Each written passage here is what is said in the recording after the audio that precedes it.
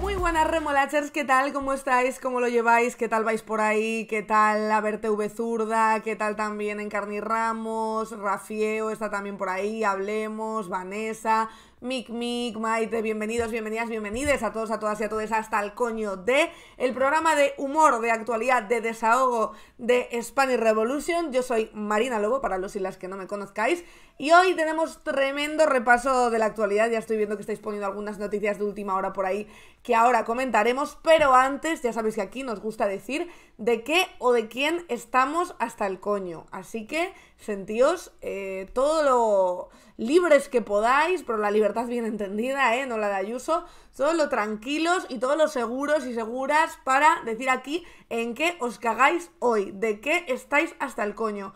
Por aquí decís, por ejemplo, hasta el coño de Israel, hasta el coño de las barbaridades de Ayuso. Rebeca Roja dice hasta el coño de no saber de qué va José Andrés, el cocinero, echó pestes contra Belarra por censurar los asesinatos de gazatíes y ahora es él el que pide el alto al fuego. ¿Es postureo lo de este hombre? Se pregunta por aquí Rebeca. Hasta el coño de ir por detrás de Alemania en la legalización de la marihuana. También hasta el coño de la astenia primaveral, Ayuso, Netanyahu, hasta el coño de estudiar la oposición. Mucho ánimo, de verdad, para todos los que estudiáis una oposición, sois unos putos héroes. Menos Almeida, que recordemos que dio una entrevista diciendo que estudiar oposición era lo fácil porque solo se tendría que preocupar de levantarse y comer y estudiar, porque claro, todo lo demás se lo daban básicamente hecho y no se tenía que preocupar tampoco de su economía. Hasta el coño, dice Stoperox, de todo el panorama y el tratamiento de que nos traten por tontos. Yo también estoy un poco hasta el coño de eso, hasta el coño de la gente que defiende a Israel en Twitter como si les fuera la vida en ello. Bueno, a algunos literalmente a lo mejor les va.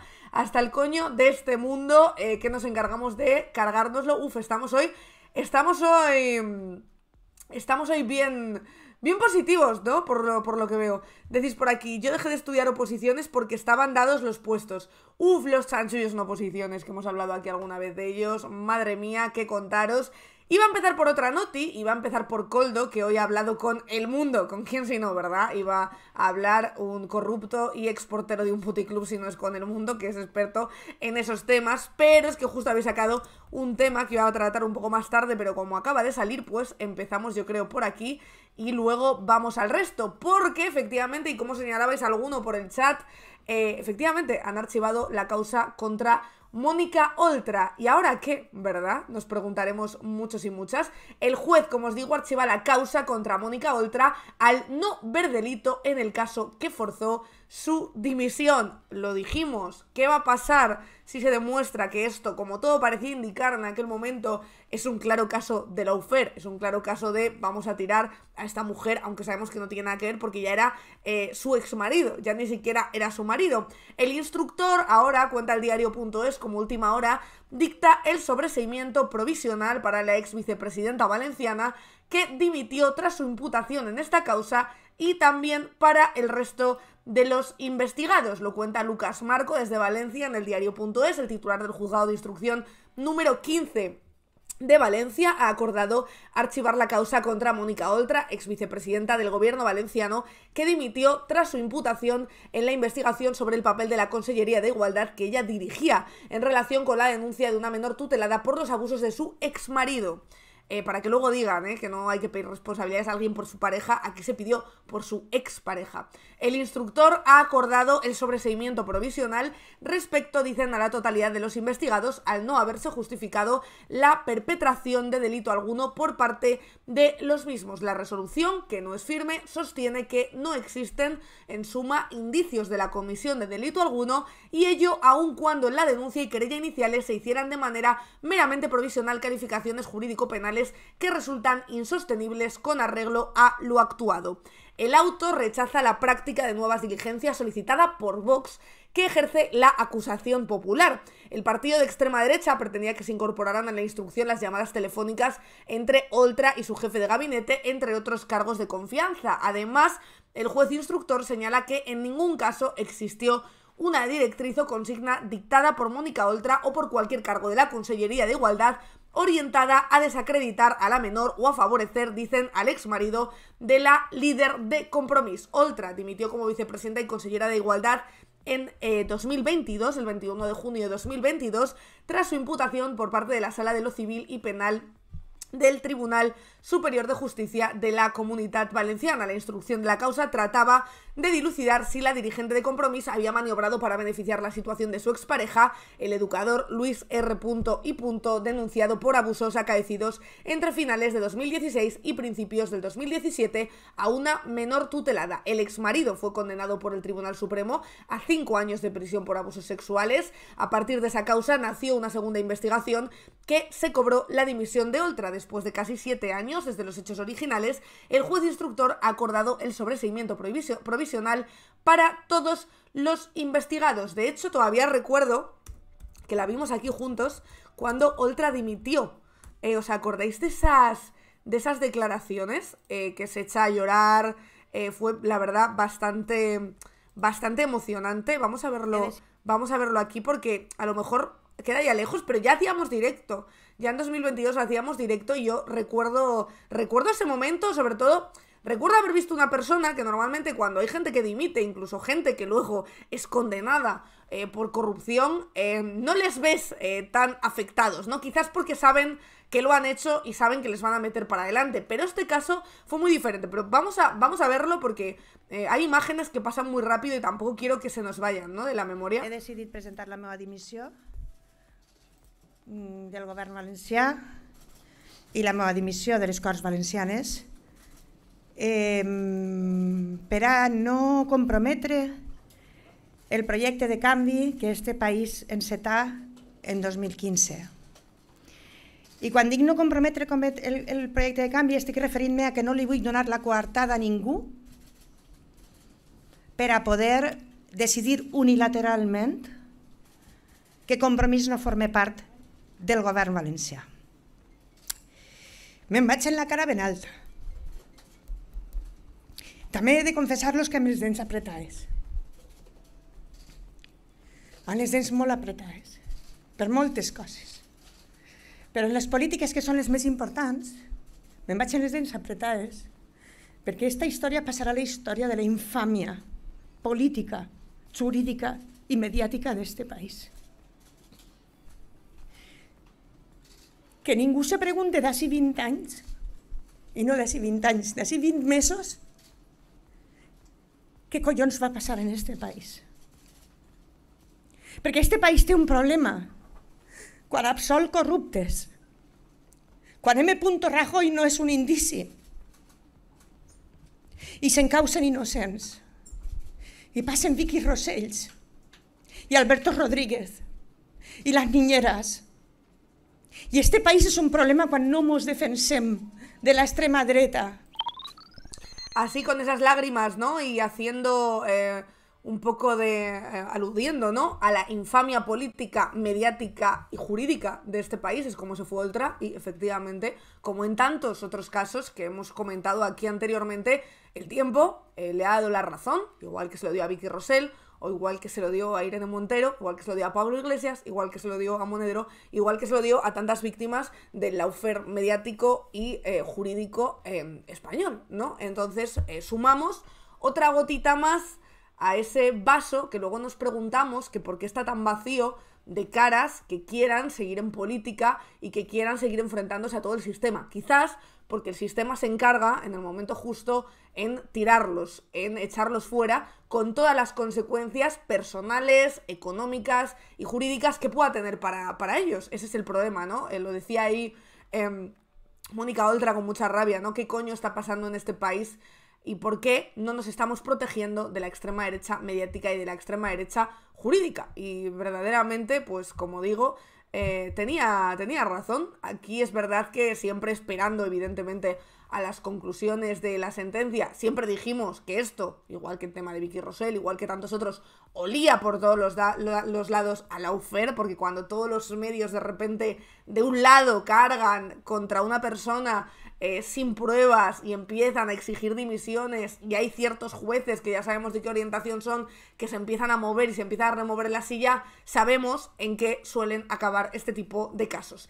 Decís por aquí también, en Valencia ya vuelven a gobernar los corruptos, efectivamente ya todo está en orden, con lo cual ya puede no existir Mónica Oltra, ya no es un problema Mónica Oltra, ya no es un problema el resto de la oposición, con lo cual ahora ya está todo bien, ¿verdad? Con el Partido Popular en Valencia todo está correcto, ahí no hay imputaciones ni por parejas, ni por exparejas, ni por hijos, ni por maltratadores en las listas, ni por toreros, ni por absolutamente nada. Aparte de esto, como os digo, la verdad es que es una noticia, bueno, muy desoladora, que se suma a otras noticias terribles que hemos tenido de este tipo, que nos hacen pensar por qué efectivamente hay muchas personas que no se quieren dedicar a la política o que no se quieren jugar su vida personal y profesional por tener un puesto en política, por mucho que les guste o mucho que puedan aportar. Bueno, pues es porque precisamente los que van en contra del sistema acaban como Vicky Rosell, acaban como Mónica Oltra y acaban como tantas otras y tantos otros a los que todos los poderes se les han echado encima, ¿no? Y cuando nos preguntamos ¿dónde está la izquierda? Bueno, habrá que ver también qué ha hecho el sistema con esas primeras caras de la izquierda post-15M que aparecieron y que dieron el do de pecho frente a la corrupción del Partido Popular y también del Partido Socialista. Estáis diciendo también por aquí, bueno, muy injusto, totalmente, no sé si alguien se recupera de un proceso así, de un proceso judicial, de un proceso mediático, de estas características, pero espero que dentro de lo que cabe Mónica pueda, por fin, pasar página, olvidar e irse con la conciencia tranquila. No sé si tranquila, porque es verdad que al final el sistema pudo con ella, pero sí con la conciencia tranquila de tener razón, ¿no? En lo que decía en esa despedida.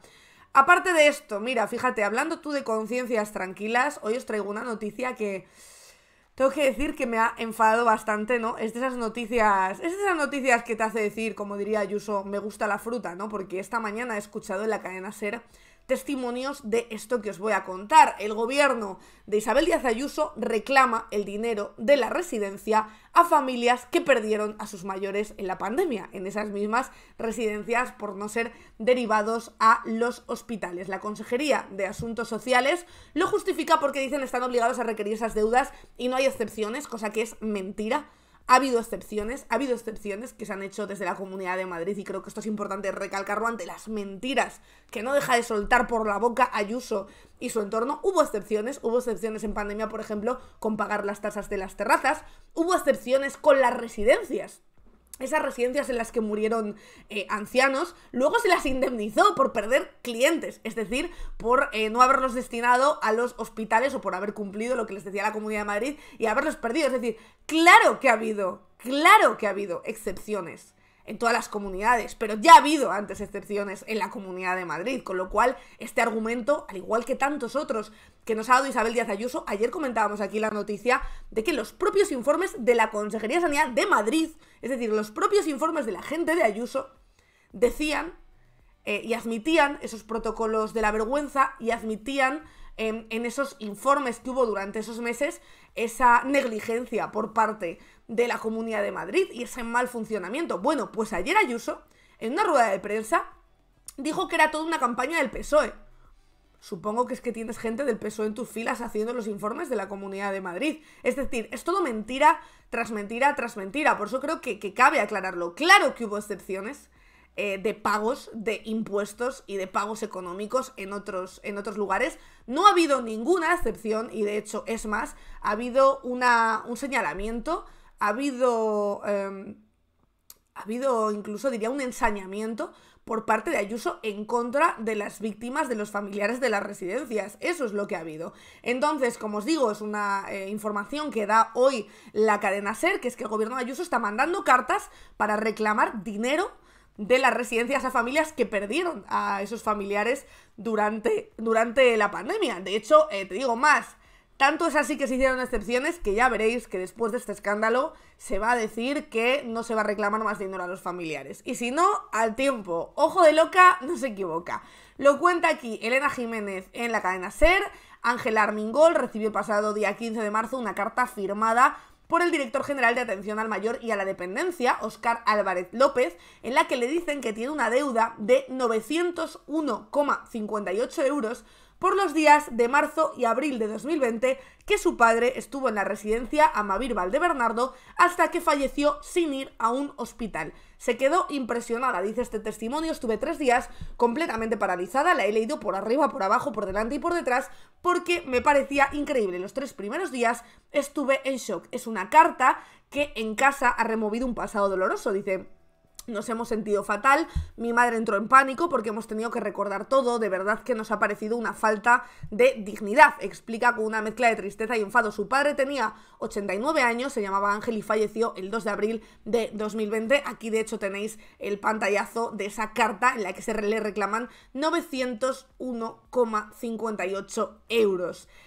A María de Álvaro también le llegó ese mismo tipo de carta el 11 de marzo y no consigue entender algo así. Dice que después de lo que ocurrió, alguien haya aprobado en una reunión de directivos de la Comunidad de Madrid cobrarnos este dinero. ¿Cómo puede ser esto? Esta mujer perdió a su padre, Ángel, de 94 años, el 5 de abril de 2020 en la residencia en Sánchez de Vallecas, sin recibir atención en un hospital. Ahora le reclaman 674,28 euros con 28 céntimos por el mes de marzo y los 5 días de abril. Dicen, nos están reclamando por un servicio que no se presta y llevado hasta las últimas consecuencias. Se murió porque unos decidieron que no tenía derecho a tener una atención sanitaria digna. No quiero pensar, porque eso es lo que me atormenta 4 años después, pensar las condiciones en las que se murió. Estas 2 familias tienen claro que no van a abonar ese dinero. María dice de forma firme que no los voy a pagar aunque vaya a la cárcel, y no sé por qué no se cobraron a su debido tiempo cuando era un recibo domiciliado. Ángela tiene pensado, dicen, iniciar una reclamación patrimonial contra la Comunidad de Madrid y voy a presentar, dice, un recurso de reposición al Tribunal Económico Administrativo y les expondré las causas por las que me niego a pagar. Ambas familias también están sorprendidas con que la Comunidad de Madrid haya estado tanto tiempo buscando a las personas herederas de los fallecidos para poder enviarles la reclamación. Bueno, lo mandan ahora porque haberlo mandado justo después del COVID hubiera sido un escándalo. También lo es ahora, porque hay un motivo por el que no se ha dejado de hablar de la pandemia en la Comunidad de Madrid, y es que no en ninguna comunidad autónoma, por más que algunos lo quieran repetir y por más que Ayuso aluda a que murieron todas las comunidades autónomas, claro que murieron en todas las comunidades autónomas, en algunas con más incidencia que otras, pero en ninguna comunidad autónoma de España se firmó un protocolo que le ordenaba a las residencias no derivar a los hospitales a enfermos de COVID con riesgo de fallecer, a enfermos de COVID, salvo, ojo, a gente que tuviera seguro privado, que a eso sí les derivaban. O sea, es que había un claro sesgo. En esos protocolos de la vergüenza que existen, que ya se han publicado y que están más que confirmados, por mucho que lo quieran negar, se decía: no derivéis a los hospitales, a los mayores de las residencias, enfermos por COVID, a no ser que tengan seguro privado. Ahí sí, a los del seguro privado sí, pero si tienen que ir a un hospital público, no. Y ese protocolo solo existió en la Comunidad de Madrid.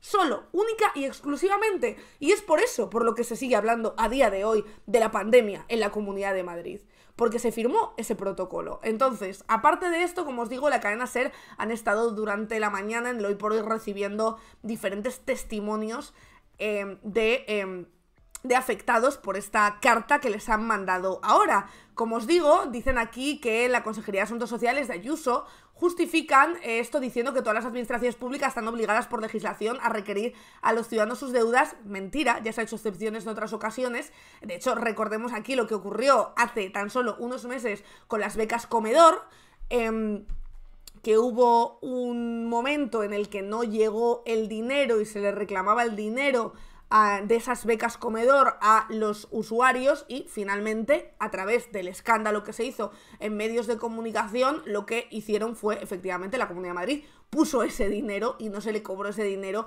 a los usuarios. Y ya os digo qué es lo que va a pasar aquí, porque creo que ellos pensaron, porque deben vivir en su burbuja de Yuppie, ¿no?, en la que piensan que esto ya está olvidado y es agua pasada, mientras ignoran a los familiares de las víctimas en las residencias, porque eso es lo que han hecho con ellos, los han ignorado durante estos 4 años, y han mandado esa carta pensando que iba a tener menos incidencia de la que ha tenido, y ahora muy probablemente lo que vayan a hacer es esa excepción que dicen que no se puede hacer. Pues ya veréis cómo dentro de 2-3 meses van a anunciar esa excepción ante las reclamaciones que les van a poner todos esos familiares. Pero es que ojo, porque es que la verdad es que llama mucho la atención eso, ver la dimisión de Mónica Oltra y luego ver esta cara, ¿no? Porque Fíjate que hoy El País también ha sacado que las obras de la casa donde vive Ayuso, que recordemos, no se dio permiso para esas obras y de hecho se cesó a las dos personas de urbanismo de Madrid, que no dieron consentimiento para hacer esas obras, después de haber estudiado esas obras. De hecho tenéis la noticia en el canal de YouTube de Hasta el Coño de, ¿vale? Pues ahora ya se sabe, por eso estaba tan nervioso Ayuso, por eso está tan nervioso Miguel Ángel Rodríguez, por eso Miguel Ángel Rodríguez se inventó que hubo periodistas encapuchados que asaltaron la casa, por eso Miguel Ángel Rodríguez se inventó que estaban acosando a los vecinos. ¿Por qué? Porque efectivamente había periodistas preguntando por esas obras, por si se hicieron o no, porque lo que pasó fue que ellos pasaron a vivir allí, ellos solicitaron unas obras, se les denegó, se echó a esas personas que denegaron las obras y lo que no se sabe es qué ocurrió ahí, ni hubo, vaya por Dios, la casualidad, una revisión posterior para ver si se habían hecho esas obras. Si hubiera montado ahí un bar Pablo Iglesias, pues a lo mejor habría habido ya 10 revisiones, pero no han encontrado el momento de revisar esa casa donde se solicitaron unas obras y se le denegó el permiso, ¿verdad? ¡Qué casualidad! Entonces, ahora esos mismos periodistas que se acercaron y a los que Miguel Ángel Rodríguez denigró sacan esta información, que es que efectivamente las obras donde vive Ayuso se hicieron sin permiso, según las 3 bases de datos urbanísticas de Madrid. La reforma del piso comprado por la pareja de la presidenta madrileña, tras el presunto fraude fiscal de 350.000 euros, siguió después de 2 órdenes municipales de cese inmediato. 7 órdenes, ojo, de Madrid, no del perro Sánchez, ¿eh? 7 testigos, dice, además, acreditan la continuidad de los trabajos que inundaron las plantas inferiores y llevaron a la bancarrota a un restaurante. Acabáramos, ¿eh? Vaya, vaya, ¿qué me dices? Que Ayuso no defiende tanto a los hosteleros, ¿eh? Ayuso defiende a los hosteleros hasta que pone un piso encima, que si te lo tiene que inundar, te lo inunda. Le da exactamente igual. En fin, la verdad es que esta señora es escándalo tras escándalo. Como os digo, según la información del País, firmada por Fernando Peinado, Manuel Viejo e Íñigo Domínguez, 3 periodistas, la verdad, fabulosos, Alberto González Amador, pareja de la presidenta de la Comunidad de Madrid, Isabel Díaz Ayuso, hizo una reforma sin permiso en la vivienda que adquirió el 27 de julio de 2022, según las 3 bases de datos urbanísticas del Ayuntamiento de Madrid. González Amador la compró tras cometer un presunto fraude fiscal y, como os digo, son 183 metros cuadrados, una 6ª planta. Los funcionarios municipales entonces ordenaron la paralización y o el cese inmediato de la obra 2 veces, el 2 de noviembre de 2022 y el 13 de diciembre de 2022, por falta de información precisa sobre la entidad de los trabajos, y le combinaron a solicitar una nueva autorización. Sin embargo, el empresario, que ya era pareja de Ayuso entonces, no lo hizo. No consta que tramitara la petición en ninguna de las 3 bases de datos municipales donde se inscriben esos trámites urbanísticos, y también desobedeció ambos requerimientos. Siguió las obras, dice en El País, hasta al menos el 29 de diciembre, según el documento de un perito que las visitó. En este escrito, al que ha tenido acceso El País, se explica que el piso está en obras. Es más, según otros 6 testigos directos, la obra continuó hasta meses después. La Comunidad de Madrid responde que no es un piso en propiedad de la comunidad ni de la presidenta. A pesar de esto, ella ha presentado el inmueble como un proyecto conjunto con González Amador, con quien hizo pública su relación en mayo de 2021. En 2022 anunció en una entrevista en Yodona que tenía ilusión por comprar una casa, lo dijo ella, tras 20 años de alquiler, y en octubre de 2023, El Confidencial informó de que se acababa de mudar a ese piso. El reportaje destacaba que un contenedor de obra daba fe de la reforma. Ayuso también ha admitido que vive en la vivienda. El abogado de su pareja, Carlos Neira, no ha contestado a las preguntas de El País. El ayuntamiento, por su parte, responde que no ofrece información sobre expedientes de particulares. Igual por eso dice que ella no es propietaria de esa vivienda también, porque ya no sería de un particular. No sé, ¿eh? Llamadme mal pensada, pero podría ser. Una portavoz del área de urbanismo se limita a añadir que la información pública es la que figura en una de esas 3 bases de datos que está abierta a la ciudadanía. Como os digo, cuando González Amador notificó en 2022 que quería hacer obras, lo hizo por medio de una declaración responsable, un documento que permite el inicio de obras que por su entidad no están sujetas a licencia previa. En su declaración responsable, la pareja de Ayuso informó que se iniciaría una demolición de tabiquería sencilla, además de un saneamiento de fontanería, electricidad, alicatados y demolición del mobiliario de cocina y falsos techos. Yo no quitaría el falso techo, que luego a ver dónde guardas el dinero. Y dio comienzo a las obras que poco después causaron una inundación de aguas fecales en un restaurante del bajo del edificio. Es decir, Ayuso llenando otro establecimiento de mierda, ¿eh? Que hay verdad más ilustrativo, que hay más visual que esa imagen de las aguas fecales en el restaurante debajo del piso de Ayuso. Pues absolutamente nada. ¿Y aquí qué pasa? Pues absolutamente nada tampoco, porque esta señora parece ser que sale impune de absolutamente todo. Entre otras cosas, por una noticia que leeremos, pero que leeremos más tarde, porque ahora está con nosotros ya Manuel Gare, que como os digo es autor de Macho, este libro que tengo por aquí, que es una auténtica maravilla y que os recomiendo muchísimo. Dice por qué el feminismo no alcanza para sacar a los hombres del vestuario y qué pueden hacer ellos para salir, que es lo que nos preguntamos, ¿verdad? Todas las que estamos en este movimiento. Vamos a hablar de este libro, vamos a hablar también de por qué tantos jóvenes se muestran tan antifeministas, qué les ha removido el feminismo y qué pueden hacer ellos, insisto, para solucionar sus problemas, en este caso, como veremos, con la masculinidad. Así que os voy a poner un vídeo muy rápido y a la vuelta estamos con Manuel Gare, al que os recuerdo, le podéis preguntar todo lo que queráis por el chat. Os pongo un vídeo y enseguida volvemos. El mundo no puede permitirse a los ricos, y no se trata solo de una cuestión de justicia, sino de supervivencia. La prestigiosa revista Nature ha publicado un artículo que evidencia la necesidad de reducir drásticamente las desigualdades sociales para lograr un planeta sostenible en todos los sentidos. Lo firman dos prestigiosos epidemiólogos sociales, una rama de la ciencia que estudia la vinculación entre las condiciones sociales de una población y su situación sanitaria. Las conclusiones de su estudio, a pesar de ser conocidas, son claras. La desigualdad mata a las personas y al planeta. Entre 2020 y 2022, el 1% de las personas más ricas del mundo acaparó casi el doble de toda la riqueza global creada que el otro 99% de las personas juntas. Las consecuencias de esta brutal y creciente desigualdad son claras para la ciencia. Tal y como asegura este estudio, las grandes diferencias en los ingresos son un poderoso factor de estrés social que hace que las sociedades sean cada vez más disfuncionales. Por ejemplo, en los estudios realizados se ha comprobado que cuanto mayor es la brecha entre ricos y pobres, mayor es la tasa de homicidios y encarcelamientos, así como mayor mortalidad infantil, obesidad, abuso de drogas, embarazo adolescente y también niveles más bajos de bienestar infantil, movilidad social o confianza pública. Si comparamos, por ejemplo, a Estados Unidos, la democracia occidental más desigual, con Noruega vemos que la tasa de homicidios es más de 11 veces mayor, las tasas de encarcelamiento son 10 veces más altas y las tasas de mortalidad infantil y obesidad hasta 2 veces superiores. Las razones por las que la desigualdad tiene impactos tan profundos y de amplio alcance serían psicosociales.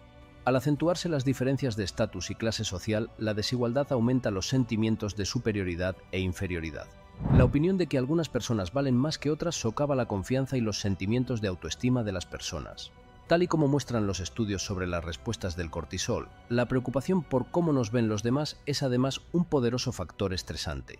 Y el estrés crónico tiene efectos bien documentados sobre la mortalidad. Puede llegar a duplicar la tasa de mortalidad. Además, la desigualdad también aumenta el consumismo. Los vínculos percibidos entre riqueza y autoestima impulsan a las personas a comprar bienes asociados con un alto estatus social, y así mejorar su apariencia ante los demás. Los estudios realizados muestran que las personas que viven en sociedades más desiguales gastan más en bienes de estatus. Los estilos de vida tan publicitados de los ricos promueven estándares y formas de vida que otros buscan imitar, provocando cascadas de gastos en casas de vacaciones, piscinas, viajes, ropa o automóviles de lujo. Y en el contexto actual de gravísima crisis climática que vivimos, el lujo es simplemente algo que no podemos permitirnos. Cada una de las personas pertenecientes al 1% más rico del mundo produce 100 veces más emisiones que la persona promedio de la mitad más pobre de la población mundial. Esa es la magnitud de la injusticia.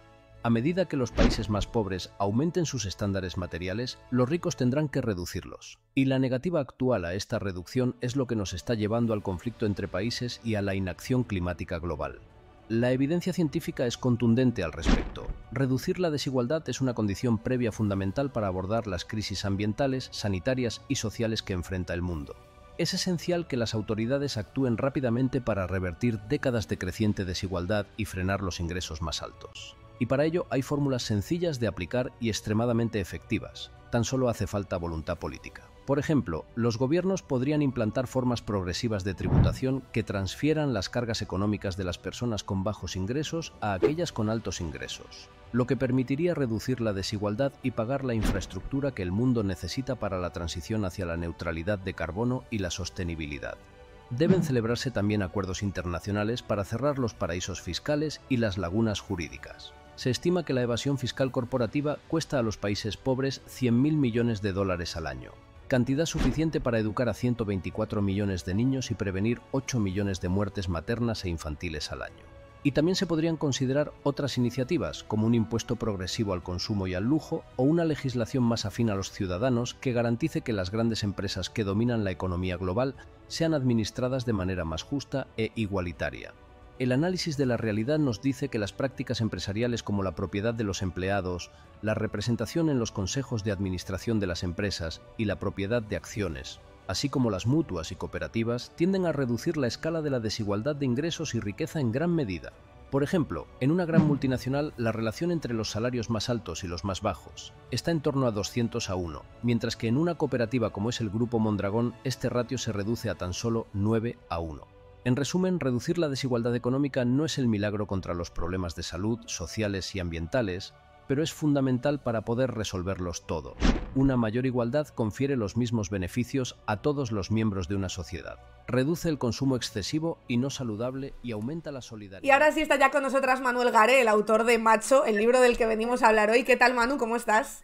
Buenas, Marina. Pues encantado, la verdad. Oye, muchísimas gracias por venir y te voy a hacer una pregunta que es la que le hago a todos y a todas la primera vez que viene al directo, que es ¿de qué estás tú hasta el coño? Pues así, en el sitio en el que estamos, creo que es buen lugar para decir que estoy hasta el coño de la izquierda española, la verdad. Sí, la verdad es que sí, estás en Además, no el necesita lugar. mucho desarrollo, creo. Todo el mundo lo entiende, así que bueno. Oye, hoy venimos a hablar de un libro que habla de las masculinidades, de por qué, ¿no? Del porqué de esa reacción tan fuerte hacia el feminismo, ¿no? Esa reacción antifeminista que aquí, de hecho, hemos comentado muchísimo. Para empezar, quiero preguntarte cómo se te ocurrió, por qué te dio por meterte en este berenjenal, porque es un tema que se las trae bastante. Sí, algún día todavía me pregunto a cuento de qué, pero bueno, un poco de casualidad llegué al campo de la teoría sobre masculinidades, ¿no? Y cuando fui a buscar textos, pues todos eran muy, digamos, elevados o en un tono muy académico o estaban escritos a lo mejor por mujeres, ¿no? No había tanto escritura a textos desde dentro. Entonces, bueno, me metí ahí a escribir algo que fuera más llano, que fuera más desde una experiencia personal. Al final yo no escribo desde ser un experto, sino desde una escritura más literaria, más narrativa. Y bueno, partiendo de esa base, el libro a grandes rasgos tiene dos ideas principales, por sentar un poco las bases de esto. Quizá el primero sería tomar cierta distancia del feminismo, no en ningún caso rechazándolo, sino buscando, digamos, una participación más proactiva del hombre en el género, ¿no? Si pensamos en el género como una casa, pues la masculinidad, su papel en esa casa no es eventual, no está ahí en esta idea que conocemos un poco todos de yo cuando paso por aquí ayudo, ¿no? Y mientras que las mujeres, históricamente, el feminismo ha interrogado mucho la idea de la feminidad, los hombres hemos asumido que la masculinidad era una cosa pues, que era perfecta, ¿no? Que había que aspirar a ella y hemos estado ahí toda la vida. Y realmente la masculinidad es algo que nos trasciende mucho, sobre lo que no tenemos control, que va más allá del género, que lo atraviesan cosas como el poder o la cultura, es decir, el deporte, el trabajo, ahora la guerra y el militarismo, incluso cosas como la industria del entretenimiento, ¿no? Entonces, eso me lleva un poco a la segunda idea principal del libro, que es esta visión colectivista de la masculinidad, como algo sobre lo que no tenemos tanto control, ¿no? Igual de la feminidad, ¿no? Pero el feminismo se ha encargado de cuestionarla. Sí, esto que comentas, ¿no? Que es verdad que los hombres no habéis tenido un proceso como el feminismo, quizás de ahí el desconcierto, quizás de ahí el no entender y quizás de ahí el no saber ubicarse, ¿no? También de muchos hombres, especialmente jóvenes. Sí, absolutamente. A mí me interesaba al final, porque cuando hablamos de masculinidad muchas veces no sabemos dónde situarla o de qué estamos hablando. Entonces, a mí me interesaba separar un poco la masculinidad del individuo, ¿no? Creo que la masculinidad no es algo que los hombres elijan en primera instancia, ¿no? Es algo que al final, por así decirlo, padecemos. Es verdad que muchos luego lo abrazan y se convierte en su motor de vida. Pero a mí me gusta, por ejemplo, una analogía con el tema del cambio climático, ¿no? Sabemos que la culpa del cambio climático tiene unos responsables claros, que son las grandes corporaciones, los ricos, países que basan su motor económico en contaminar, pero en cambio situamos un montón de ansiedades y de culpa en el individuo, ¿no? ¿Significa esto que el individuo, que nosotros como hombres no podamos hacer nada o digamos simplemente pasar por la vida como si nada? Pues no, tenemos un campo de acción y ahí es donde entra un poco el macho, que es esta idea un poco primitiva, ridícula, pero que a mí me sirve para hablar de las cosas que sí podemos cambiar, ¿no? Sí, de hecho, bueno, decías antes que tu libro intenta salirse un poco, ¿no?, de todo lo que se ha escrito sobre esto, que a lo mejor es como un poco más intelectual, más enrevesado, y lo mezclas también, es ensayo, porque hay mucha bibliografía también, pero también tiene mucho pues de experiencia personal, y de hecho, la primera frase es: la primera vez que llamé maricón a alguien fue en el patio del colegio a la tierna edad de 7, quizá 8 años. ¿Cómo ha sido revisar también esa masculinidad y si te ha sorprendido, mirando al pasado, alguna de esas actitudes, ¿no?, que tuviste? Sí, yo creo que dentro de este código masculino de respeto hacia el resto de hombres, ¿no?, de no contar nuestras miserias, hay poca literatura desde el hombre hablando del tipo de cosas que hacíamos, más que en el colegio, que quizás somos todavía muy inocentes, pero más en el instituto, ¿no? Cuando empezamos a tener relaciones con chicas y hacemos y decimos cosas que son auténticas burradas, pero que están completamente normalizadas, ¿no? Es lo que te decía antes. Es, por así decirlo, el hombre como que tira la toalla con respecto a la masculinidad, la asume y damos por hecho que todo está ok y que el adolescente de 15 o 16 años va a hacer burradas y no tenemos referentes y no tenemos, por así decirlo, una alternativa a lo que son los pasos habituales a dar. Claro. Te quería preguntar también, ¿no?, de esta revisión, ¿no?, de la masculinidad y de todo esto que has leído también para hacer el libro. ¿Qué has sacado bueno de esa revisión de la masculinidad? ¿Qué se puede hacer, ¿no?, por deconstruirla de verdad o por formar ese movimiento parecido al feminismo del que hablábamos antes, pero para los hombres, para que sobre todo los hombres puedan entender o puedan encontrar su lugar? Bueno, yo creo que es ver un poco interrogar un poco qué hemos hecho en nuestra vida, ¿no? El tipo de cosas que hemos asumido o que hacemos de una manera automática, ¿no? Por ejemplo, el hecho del trabajo, ¿no? Y cómo nos realizamos a través de él y cómo muchas veces el trabajo pasa a ser el foco para muchos hombres y deja de lado a lo mejor a mujer e hijos o sus relaciones, ¿no? ¿Qué papel juega el deporte? Por ejemplo, una cosa muy reveladora que explica Kimmel, que es uno de los teóricos de masculinidad que cito en el libro, es como el hombre en el entorno del fútbol y de los partidos de fútbol es uno de los únicos entornos donde se permite mostrar sus emociones, ¿no? Sabemos que los hombres no lloran, todo esto. Y luego ves a tu equipo de fútbol ganar un partido y lo sacas todo y lloras. Y a nadie le parece mal que un tío llore viendo a su equipo de fútbol ganar. Está aceptado, normalizado y es guay, ¿no? Mientras que si sacas de ahí, pones a ese tío llorando en otro entorno y dices, ¿qué cojones te pasa? Total. Oye, ha habido otro momento que me ha gustado mucho del libro también, que tengo aquí varios subrayados, ¿no?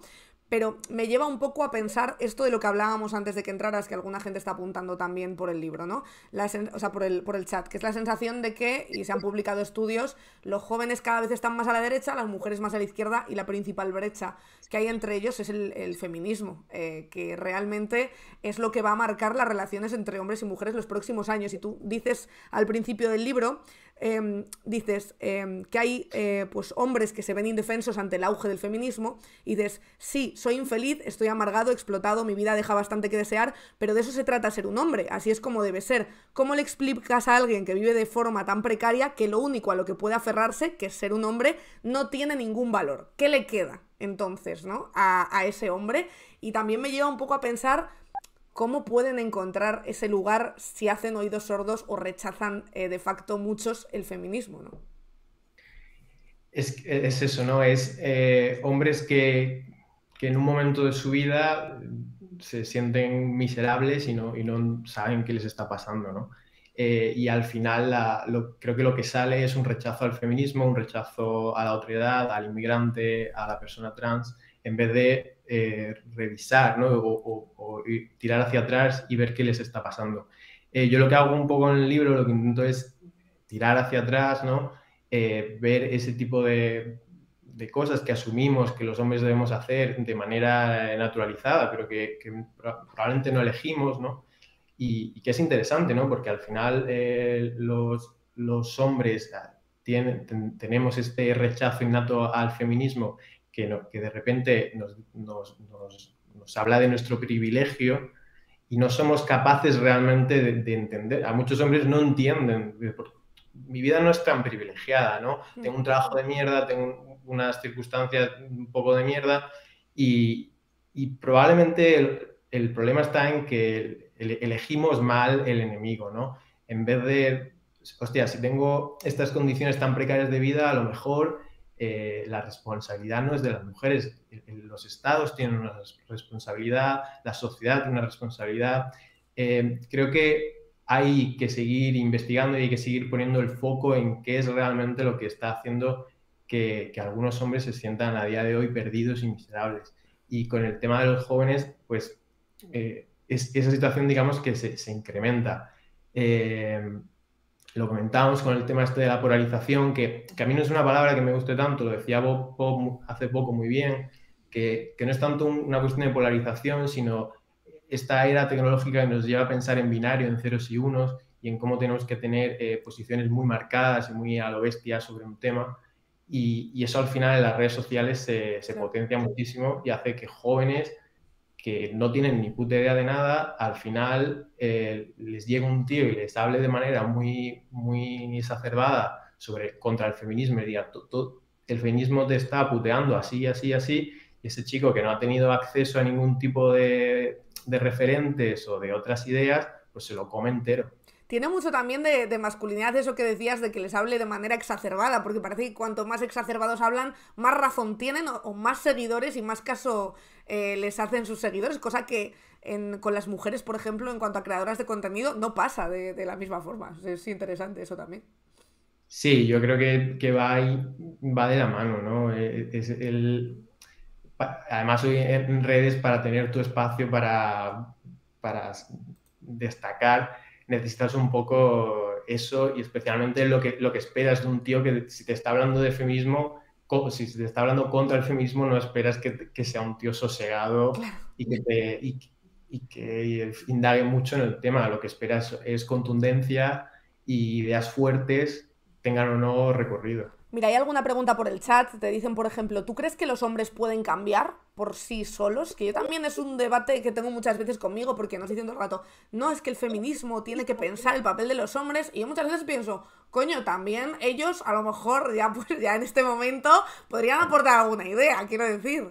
Sí, es un poco lo que planteo, Claro. ¿no? La separación del feminismo como una forma de reapropiarnos de lo que sentimos, ¿no?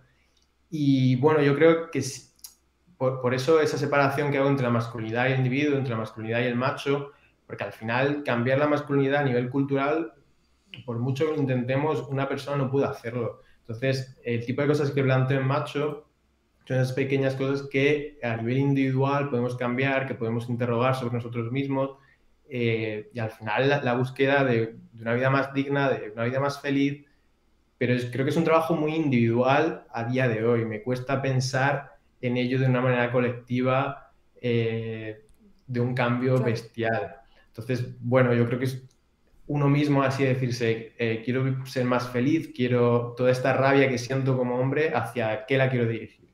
¿Qué quiero hacer con mi vida? Y a partir de ahí convertirlo en una cosa que no sea decir, hostia, putas feministas, que está ya muy visto y que sabemos que no te está produciendo bienestar, solo te está produciendo más rabia y más odio y algo que no te va a llevar en ninguna parte como individuo ni como hombre. Y te preguntan también, te dice Chris, dice, ¿cómo te imaginas el futuro teniendo en cuenta esto de lo que hemos hablado, ¿no? Que los más jóvenes se sitúan más a la derecha y como machistas orgullosos en muchos casos? Pues no sé, la verdad, o sea, creo que hay que, dentro de que yo no soy especialmente positivo porque al final las redes sociales e internet nos lleva a este pensamiento binario un poco, creo que debemos seguir siempre dentro del poder, ¿no? Porque no podemos escapar a él, pero podemos seguir luchando a nivel individual y con nuestros grupos de amigos y con nuestros grupos de amigas, intentar, como mínimo, si no podemos a nivel social, a nivel de nuestras comunidades más cercanas, ¿no? Pero me cuesta, la verdad, me cuesta pensar en el futuro y me cuesta también pensar, por esto que me preguntabas al principio, esta pregunta que está al coño y te respondí a la izquierda española, es que la izquierda española y la izquierda en general debería estar teniendo un papel aquí también. Total. Que no está desarrollando.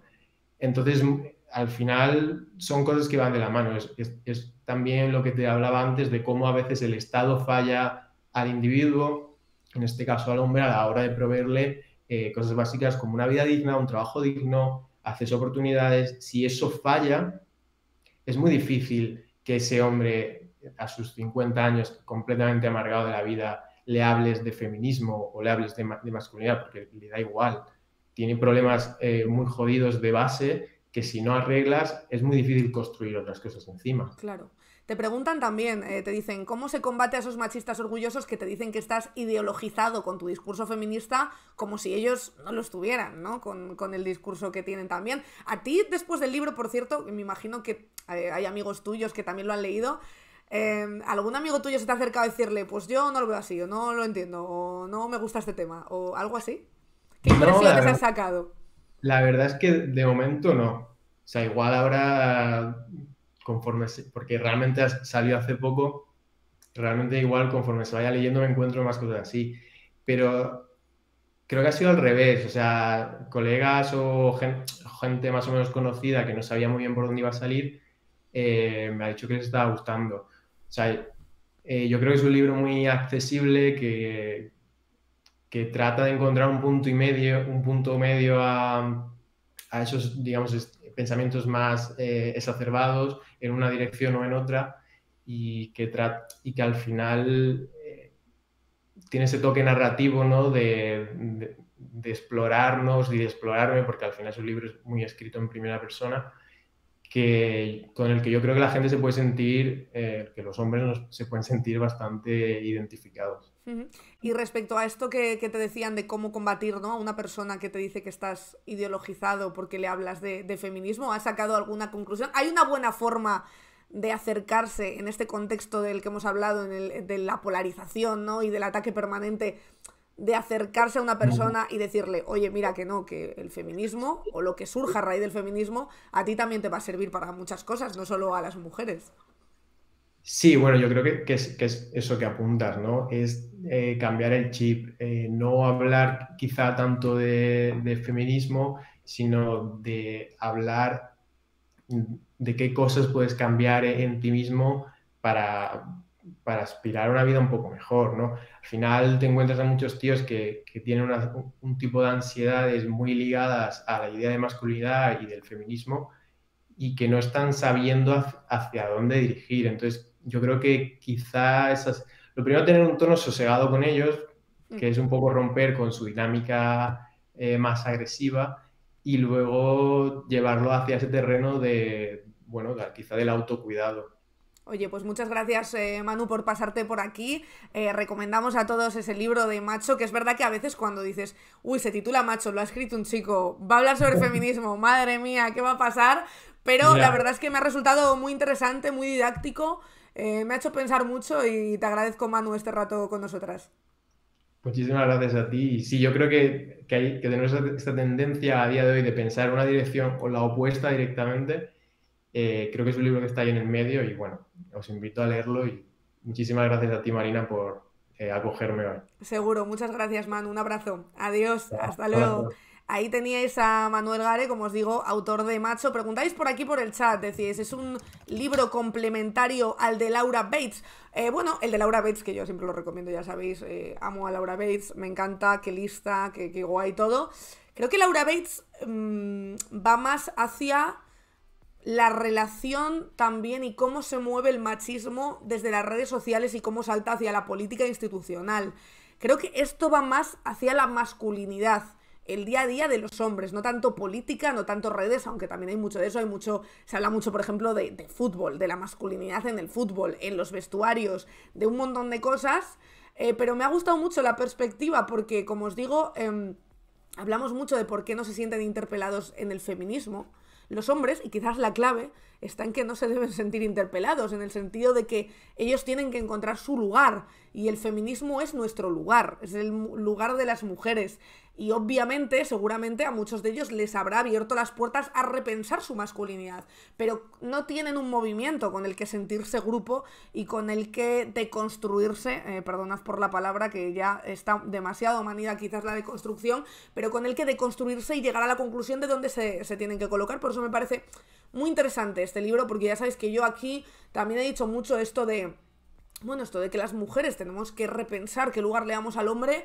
A mí me echa un poco para atrás, porque yo creo que las mujeres ya hemos dado suficientes pasos y ya hemos abierto suficientes ojos y hemos quitado suficientes vendas como para también tener que hacerles el trabajo. Y este libro aboga más porque sean ellos los que, con las claves que les ha dado evidentemente el feminismo y esa apertura de ojos que ha llegado a partir del feminismo, construyan su propia realidad. Y eso es lo que me parece en parte, y como decíamos con Manu, para que no sientan eso que sienten, esa desafección, esa angustia, ese no tener un lugar, ese no entender nada de lo que está pasando. Por eso me parece muy interesante, la verdad, este libro y desde dónde se construye, ¿no? Ahí tenéis el enlace del libro de Manu, que es de la editorial Clave Intelectual.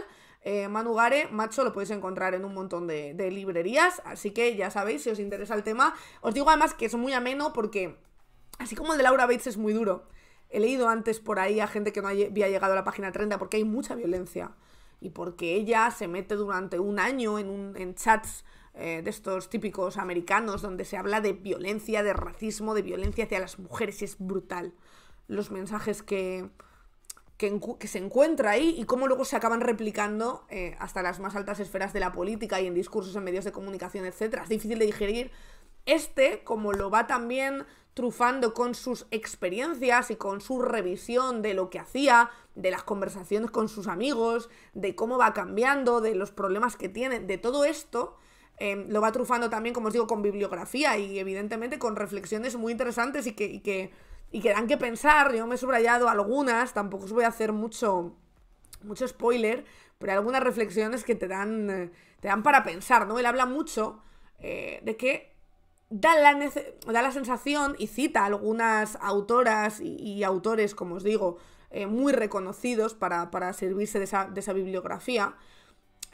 Pero dice, por ejemplo, el lenguaje agresivo que utilizamos para exagerar nuestros encuentros sexuales, los de los hombres, es digno de análisis, pero su contenido es lo menos.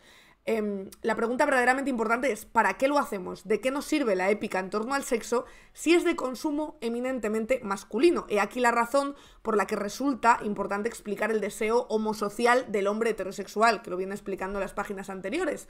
A muchos hombres, para lo que les sirve el sexo es principalmente para medirse y compartir espacio con otros hombres. No es de extrañar, pues, la cantidad de hombres que sufren de problemas de impotencia, que no se empalman, que no se corren, que son incapaces de proporcionar placer a sus parejas. ¿Cómo iban a conseguirlo? Tienen metidos en la cama a 10 amigos, a 4 actores porno y a alguno hasta a su padre. Por eso os digo que es muy interesante desde donde se piensan muchos aspectos de las relaciones entre hombres. Entre hombres estamos hablando en este caso heterosexuales, que es de donde se aborda este libro. Y es muy interesante porque se basa ya no en su experiencia, sino, como os digo, en bibliografía de gente que ha estudiado a fondo y que ha hecho un claro repaso de los estudios sobre masculinidad. O sea que no sé, muy interesante, desde luego, muy curioso, te lleva muchas reflexiones que yo veo bien y que para muchos hombres sería muy interesante de verdad de leer, porque, joder, de repente te da una perspectiva que probablemente no habías tenido. Pero, como os digo, luego seguiremos evidentemente hablando de este tema durante mucho tiempo. Espero que no le caigan muchas hostias a Manu por esta entrevista, de esos mismos hombres que hablan exacerbados y que no se paran a pensar ni a repensar, sino que lo único que quieren es decir que lo que tienen enfrente no les gusta y que ellos se quieren quedar en su sitio mientras todo les parece fatal, cosa que es contraproducente para ellos, que es lo que hemos explicado muchas veces, que eso solo te va a hacer sentir, y lo decía Manu también, peor contigo mismo, más angustia y más que no encuentras tu sitio, con lo cual yo creo que a todos y a todas nos beneficiaría un debate bastante más sosegado. Pero como os decía, antes de esto estábamos hablando de Isabel Díaz Ayuso, hablábamos de Isabel Díaz Ayuso y de todas de todas las polémicas que está teniendo alrededor y de cómo puede ser que contra esta señora nadie haga nada. ¿Cómo puede ser? ¿O cómo puede no ser? ¿Por qué? Porque al que tampoco le dejan de salir escándalos, aunque no copa las portadas de todos los medios porque estamos absortos en Ayuso y Koldo, y ahora con esas comisiones de investigación que se abren por parte del PP y del PSOE, más todavía, pero Público sí que lleva hoy en la portada, que es el que está sacando básicamente todas las investigaciones en torno a las concesiones de la Xunta durante los años de Feijóo. La empresa de telemarketing vinculada al cuñado de Feijóo cobró más de 15,2 millones de fondos COVID de la Xunta. El BNG ha denunciado el oscurantismo del Partido Popular con las adjudicaciones a dedo durante la emergencia sanitaria en Galicia. Y es que si hablamos de la familia de Ayuso, quizás también tendríamos que hablar de la familia de Feijóo. Aquí hicimos un especial detrás de Feijóo antes de que asumiera la presidencia del Partido Popular, en el que hablábamos cómo su hermana se ha hecho básicamente dueña de la mitad de Galicia. Lo cuenta Juan Oliver en Público, dice que Universal Support, la empresa coruñesa de telemarketing, cuyo director comercial es Ignacio Cárdenas, el cuñado de Alberto Núñez Feijóo, facturó a la Xunta por servicios prestados 15,2 millones de euros de fondos destinados a la lucha contra la COVID entre 2021 y 2022, cuando Feijóo era aún presidente de Galicia. La pasada semana, este medio publicó que Universal Support, propiedad de la multinacional Conecta y sin relación alguna con el sector sanitario, habría sido adjudicataria de 12 contratos del Servicio Galego de Saúde, de Sergas, tramitados por la vía de urgencia por valor de 9,76 millones de euros. El objetivo de esas licitaciones, sufragadas con cargo al fondo de contingencia creado por el gobierno para que las comunidades autónomas pudieran financiar las medidas anti-COVID, era la puesta en marcha de un servicio de información ciudadana sobre la epidemia de COVID y de un call center para el rastreo de casos de la enfermedad. Según el informe del Consello de Contas de Galicia, Universal Support fue la firma más beneficiada por las partidas de ese fondo. Pues bien, el bloque nacionalista galego ha desvelado que hubo más contratos de la Xunta con Universal Support, cuya cuantía total superó los 15 millones de euros en ese periodo, en 17 pagos, eso sí, no de golpe. Entonces, claro, dices, ¿cómo va a decirle nada Feijóo a Ayuso con todos los años que ha estado al frente de la Xunta de Galicia? Es que mientras Feijóo esté al frente del Partido Popular, diría que el liderazgo de Ayuso está más que garantizado. Y os diría más, chicos, chicas, si tenéis hijos, hijas, por favor, lo que tenéis que hacer es apuntarlas a las juventudes del PP, porque si algún día pillan puesto, tú también vas a pillar. Así que yo que vosotros, más que decirle a mis hijos, chicos, estudiad, esforzaos, haced lo que os guste, no, lo que tenéis que hacer es meterles desde bien pequeñitos en el Partido Popular, que si el pequeño Nicolás llegó a donde llegó, ¿qué no puede hacer cualquier otro? Decís por aquí también, y chupitos gratis en Garitos, es que le sale gratis el botellón,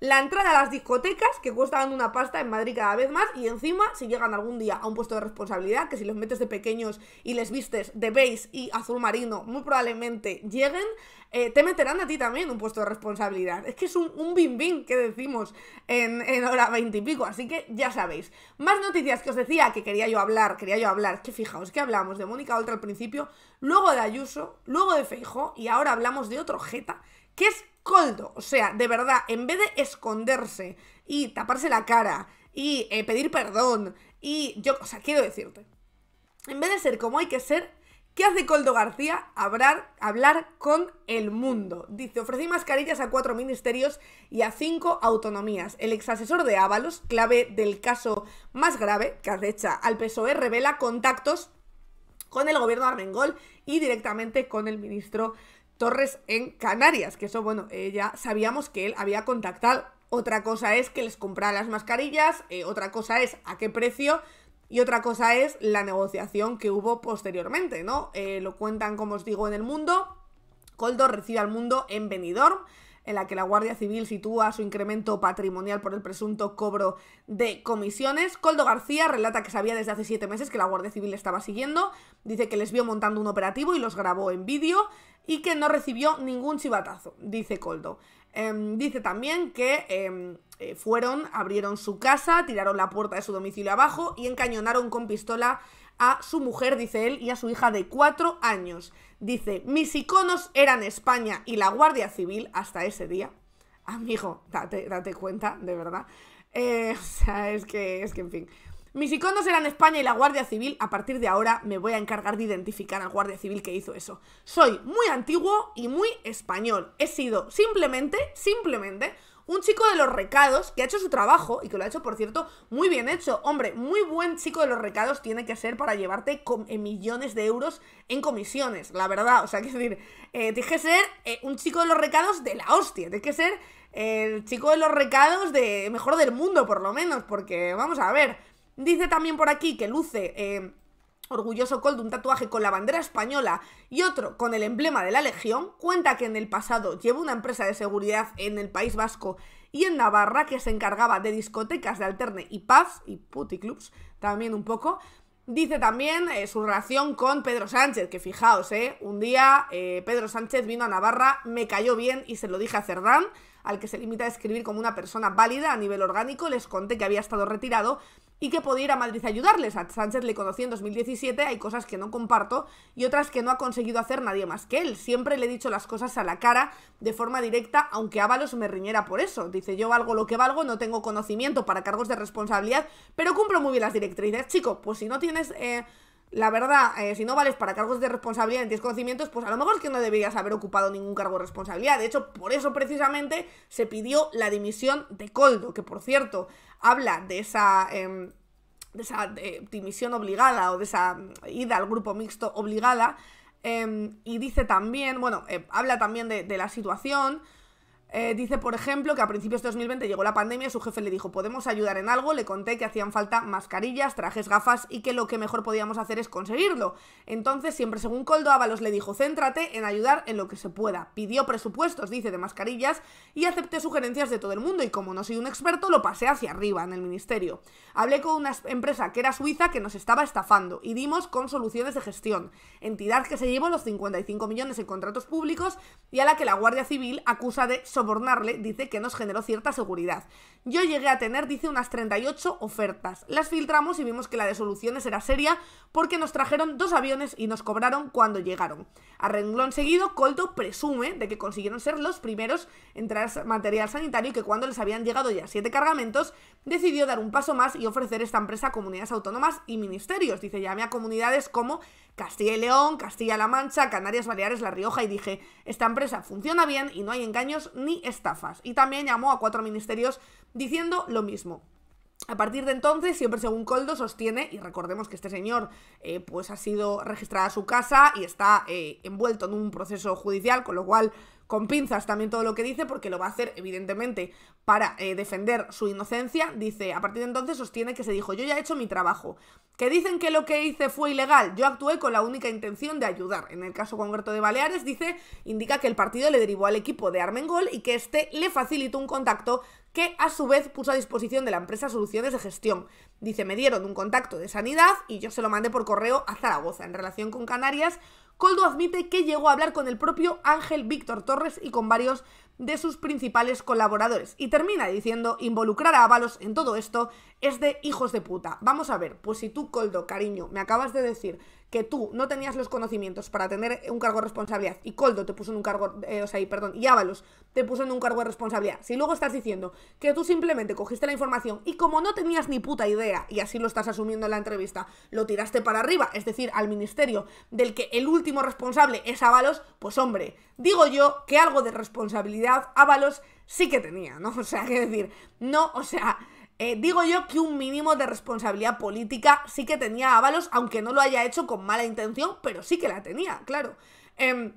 Y luego lo que dice por aquí Gabilucho, que si tú haces las cosas para ayudar, como buen patriota, no deberías haberte llevado ni un solo euro. En fin, la verdad que el caso Koldo y el caso Ayuso nos tienen bastante entretenidos, diría yo, porque entre las dos, que de hecho, como os decía, se abren ahora 2 comisiones de investigación que básicamente va a ser para intentar ganar cada uno su relato político. No creo que sirva para mucho más, pero sí que se abren esas comisiones de investigación, como os digo, aunque está por saber todavía a quién llamará el Partido Popular, que fue el primero que propuso la comisión de investigación por el caso Koldo.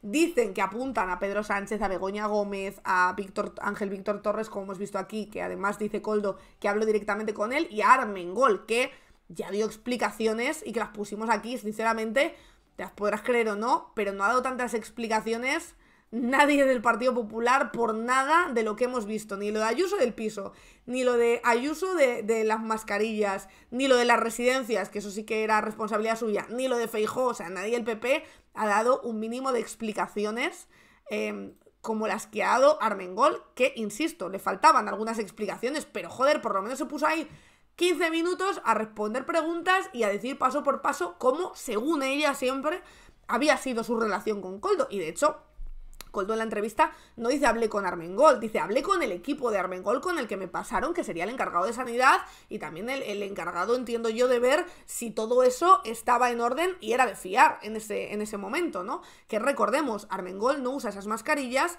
porque, según ella misma, cuando analiza su equipo, las mascarillas que las analiza el laboratorio no eran FP2, sino que eran quirúrgicas. Las almacenan por si en un momento extremo, porque está en pandemia, hicieran falta las quirúrgicas y porque hace falta tener el lote completo para luego devolverlas, y efectivamente se solicita esa devolución, que luego llega el Partido Popular y no se sabe qué pasó con esa devolución, pero se solicita esa devolución pasado el plazo. Entonces, es verdad que con Armengol, que pudo haber muchas dudas al principio, esas dudas yo creo que también se están disipando poco a poco, ¿no? Por lo menos se pueden entender algunas explicaciones.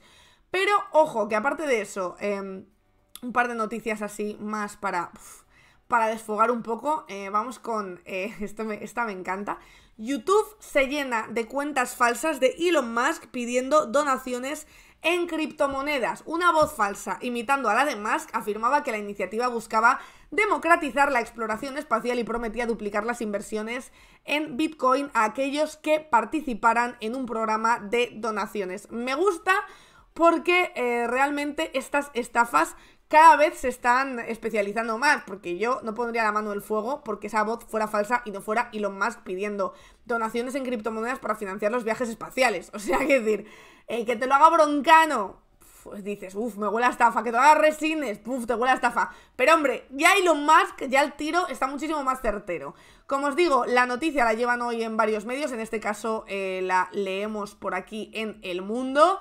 Dicen que la plataforma de vídeos de YouTube se vio este jueves inundada de cuentas falsas en las que ciberdelincuentes utilizaban una voz con rasgos muy similares a la de Elon Musk, dueño de SpaceX, para pedir donaciones en criptomonedas supuestamente destinadas a hacer accesibles a todos los viajes espaciales en el futuro. Según la web Popular Science, se registró un aumento notable de estos vídeos engañosos en YouTube, aprovechando el exitoso despegue desde Boca Chica de Starship. En uno de esos vídeos, que retransmitía en directo el lanzamiento, se escuchaba una voz que imitaba la de Elon Musk haciendo una sorpresiva aparición en Boca Chica para instar al público presente y a los espectadores en internet a participar en un supuesto programa de donaciones en criptomonedas. Esa voz afirmaba que la iniciativa buscaba democratizar, decía, la exploración espacial y prometía duplicar las inversiones en bitcoins a aquellos que participaran en dicho programas de donaciones. Todo ello, por supuesto, era una estafa, sin embargo, no se ha determinado si el audio era una clonación vocal con inteligencia artificial o una simple imitación humana. YouTube, por supuesto, como hace con absolutamente todo, no se ha pronunciado al respecto, pese a que su plataforma ha sido objeto de críticas anteriormente por albergar contenido falso o engañoso y por las dificultades de los usuarios para distinguir entre fuentes legítimas de potenciales fraudes como este. Nos queda por saber también cuánta gente metió dinero. Yo de verdad estoy totalmente, por supuesto, en contra de las estafas, como no debería ser de otra manera, pero si metes dinero en criptomonedas para financiar viajes espaciales de Elon Musk, yo creo que aquí deberíamos hacer una excepción y que a esa gente no se le devolviera el dinero. O sea, que creo que entre todos y todas deberíamos ponernos de acuerdo para decir, mira, no, España, a esta gente, si algún español ha metido dinero ahí, no le devuelvas el dinero. Te lo pido, por favor, porque es que ese dinero bien estafado está. Que si hay dinero que no, pero hay otro dinero que dices, este bien estafado está, no me cabe ninguna duda. Decís por aquí también, los han pillado por eso, claro, les habrán pillado porque alguien se habrá quejado de esa estafa de, oye, que no me han mandado mi certificado espacial todavía. Yo creo que esto a lo mejor era una estafa. Hablando de estafas, Shakira desvela que sus hijos, ojo, odiaron la película Barbie y dice, sintieron que era castradora. Estoy de acuerdo hasta cierto punto. Dice Shakira, cariño, cómprale un par de libros de estos a tus hijos. A ver si espabilamos un poquito. En una entrevista con la revista Allure, que también, te digo una cosa, pocas luces tiene Shakira y su gente de prensa en dejar que Shakira, cuando va a promocionar un disco que se llama Las mujeres ya no lloran, y hablar de feminismo y de la mujer y de lo empoderada que está, diga esta puta barbaridad. O sea, quiero decir que Barbie es más light que muchas de sus canciones. La cantante colombiana, como os digo, afirma que le gusta que la cultura pop empodere a las mujeres, pero, ojo, sin robarles a los hombres la posibilidad de ser hombres, de proteger y de proveer. Vamos a ver. Shakira, vamos a ver. ¿Cómo te digo yo esto? A tus hijos, que son blancos y ricos, nadie les va a robar nada.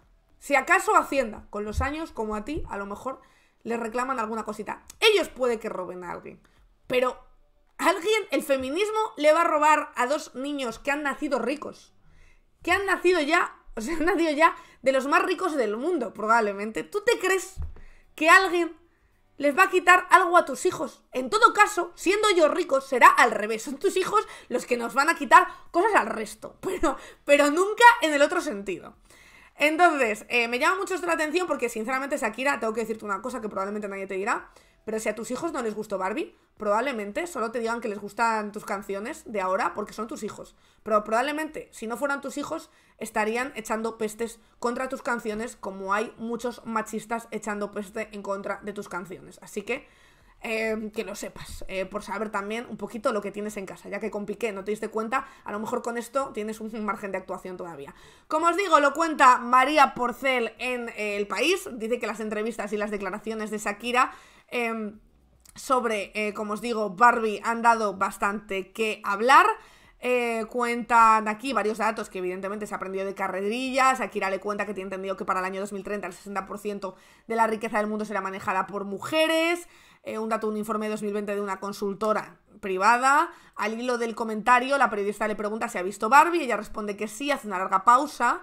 Mis hijos la odiaron completamente, sintieron que era castradora. Ojalá pudiéramos ser castradoras con una película, la verdad.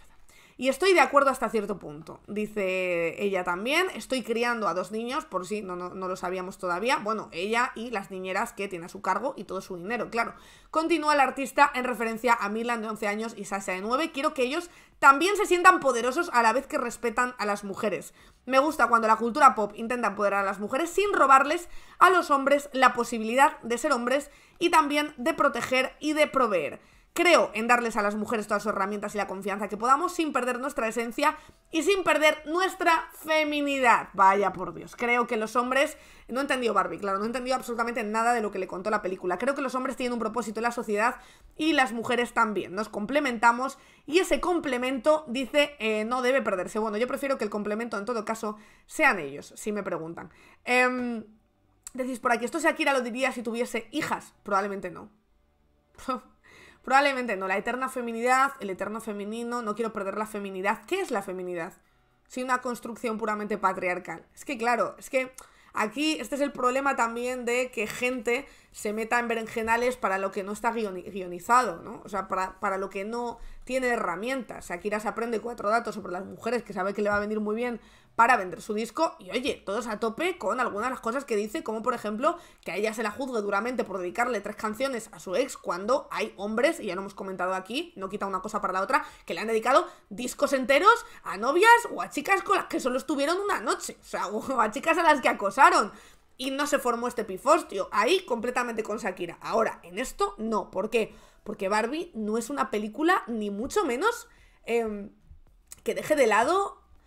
para empezar no tendría por qué dar explicaciones por esto, pero bueno, de hecho os voy a recomendar un podcast que es el de Reinas y Repollos, el de Chicas Tristes, el análisis que hacen sobre Barbie, que lo ven varias veces para analizarlo. A mí de hecho la parte que menos me gusta de Barbie, y lo siento por el spoiler, silenciad ahora el podcast, para mí esto es un podcast, aunque solo hablo yo, silenciad ahora esto los que no hayáis visto Barbie todavía, por cierto, no sé qué habéis hecho no viendo Barbie, pero para mí la peor parte de Barbie es el final, que es cuando Barbie perdona a Ken. No me gusta. Y creo que esa parte se hizo para contentar a los hombres que vieran esa película. Sinceramente. Creo que es la única razón dentro del guión y dentro de la historia por la que se hizo ese final. Yo, de verdad, creo que no tenía sentido con todo lo que había hecho el otro. O sea, el abrazo, el perdón, no sé. Yo no le vi mucho sentido, la verdad, a esa parte final. Y insisto, escuchaos el podcast de Reinas y Repollos, que ya lo hicieron además teniendo bastante reciente el visionado de la película. Yo ahora hace tiempo que la vi.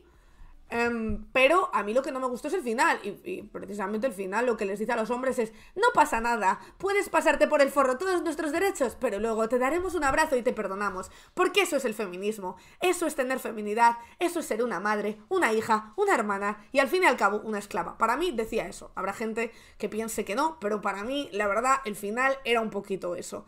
Entonces, Shakira pues, claramente no ha entendido absolutamente nada. Bluchi está por ahí. Igual tenía una opinión sobre Barbie. Ya se acabó el spoiler. Avisad a la gente que ha silenciado por el spoiler. Se acabó el spoiler. Spoiler, fuera. Se ha ido el spoiler. Decís por aquí. Es que, claro, necesita Publi para su disco. No, pues no, pero creo que aquí no ha...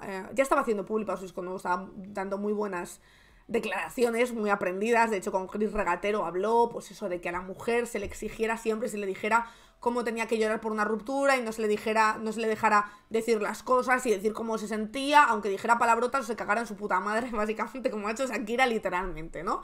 En las canciones. Pero con esto, para mí pega un patinazo tremendo. Pero un patinazo ya no es del punto de vista de discurso, también, tía, te tienes que dar cuenta de que Barbie ha sido el taquillazo del año. Pero el taquillazo del año con mucho, diciendo Oppenheimer era una mierda. O ya le hubiera gustado a Oppenheimer haber hecho la mitad de la taquilla que ha hecho Barbie. O sea, sinceramente, sin ofender a Oppenheimer, que a mí me aburrió muchísimo, pero bueno. Ya quisiera. Entonces, es como, tía, no tienes muchas luces cuando atacas una peli que han visto millones y millones de personas y que le ha flipado a millones y millones de personas.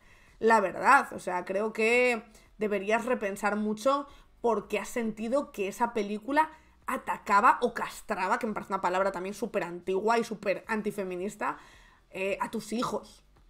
Esa película. O sea, me parece de verdad muy fuerte. Decís también por aquí, parece que hay una diferencia entre la cantante, las canciones y la persona machista. Bueno, de hecho, la frase de las mujeres facturan no es de Shakira, es del productor. O sea, hay muchas frases en esas canciones de Shakira de empoderamiento que evidentemente, y como pasa con todo en el feminismo, y ha pasado mucho, se meten en un calzador porque saben que el feminismo vende y que una Shakira que se divorcia empoderada a la que le han puesto los cuernos vende el triple. Entonces, esto ya lo contamos aquí en su momento, que hay frases que ni siquiera son suyas y que se meten precisamente pues para ganar más seguidoras, básicamente, para monetizar. No le quito una parte de razón y seguramente ya se haya sentido así, y si Shakira no se sintiera cómoda con la letra de la canción diría que no lo dice y no haría, no halagaría esa parte y no reivindicaría esa parte. Yo eso sí que lo pienso, creo que Shakira tiene carrera suficiente como para haber pensado por sí misma, pero que también hay una parte ahí fuerte de la industria musical y de las recomendaciones que te hacen, por supuesto, por supuesto. Ya con esto, chicos, chicas, chiques, me voy a ir, que tengo un guión de hora 20 y pico por escribir. Por cierto, si no visteis el guión de hora 20 y pico, ya que me preguntáis que si se habla aquí de Héctor y de Alfonso Rojo, creo que deberíais ver el programa de ayer. El programa de ayer, que fue bastante espectacular, diría. Entonces, ponéoslo, mañana más y mejor. Recordad que estamos aquí todos los días a las 12:30. Como os decía, muchísimas gracias, hasta mañana. Y recordad, ya es martes, ya estamos a mitad de martes, mañana ya es miércoles, ya estamos a mitad de semana. Ya está ahí el finde, así que mucho ánimo para lo que queda de jornada. Y muchísimas gracias a todos, a Dalai, a Elps, a TV Zurda, por supuesto, a Víctor, Rita de Singer, al Gudán, a Mare Anson, a Bastian. Un besito muy grande y mañana nos vemos aquí a partir de las 12:30 en Spanish Revolution. Chao, chao, chao, chao. Un beso, chao. Spanish Revolution.